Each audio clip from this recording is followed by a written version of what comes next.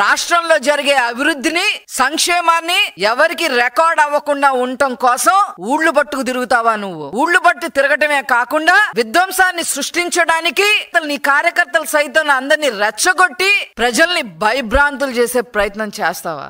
ఆ వీడియోలన్నీ ఈ రోజు ప్రజలకి తెలిసేలాగా ఆ వీడియోని కూడా ఈ రోజు నేను డిస్ప్లే చేయబోతున్నా. బీసీల గురించి మాట్లాడే హక్కు అసలు వైసీపీ పార్టీకి ఉందా?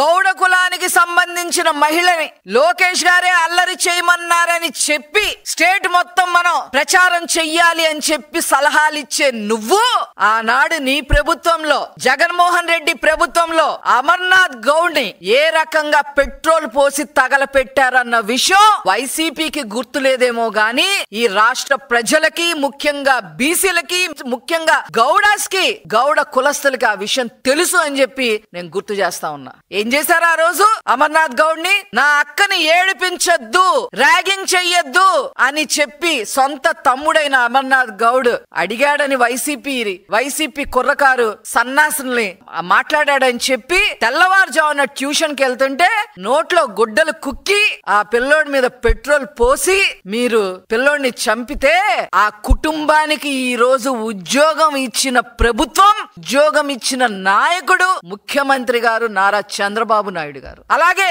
గౌడ కులస్తురాలైన గౌతు లచ్చన్న గారి మనమరాలు గౌతు శిరీషాని అక్రమ కేసులు బనాయించి తప్పుడు కేసులు కట్టడమే కాకుండా అక్రమ సంబంధాలు కూడా అంటగట్టి నైతికంగా గౌతు శిరీష గారిని ఏ రకంగా మీరు చేశారనే విషయం మొత్తం రాష్ట్ర ప్రజలకి, గౌడ కులస్తులకి అందరికీ తెలుసని ఈ సందర్భంగా నేను తెలియజేస్తాను. అంతేకాదు ఇతర బీసీ కులస్తుల్ని 300 మంది పైగా హత్యలు చేశారు, దుర్భాషలు ఆడారు, ఇష్టం వచ్చినట్టు నన్నే 4 తెగ్గొస్తామని చెప్పి బహిరంగంగా మాట్లాడాడు మీ వైసీపీ ప్రభుత్వంలో ఒక సన్నాసి. లోకల్ బాడీస్ లో బీసీలు లీడర్లు అవ్వకూడదని చెప్పి చంద్రబాబు నాయుడు గారు ప్రవేశపెట్టిన 34% రిజర్వేషన్ ని తగ్గించేసి 16,800 మందిని బీసీ లీడర్లుగా ఎదగకుండా చేసిన నాయకుడు జగన్మోహన్ రెడ్డి. మీకు అసలు ఈ రోజు బీసీల గురించి మాట్లాడే అర్హత ఎక్కడుంది?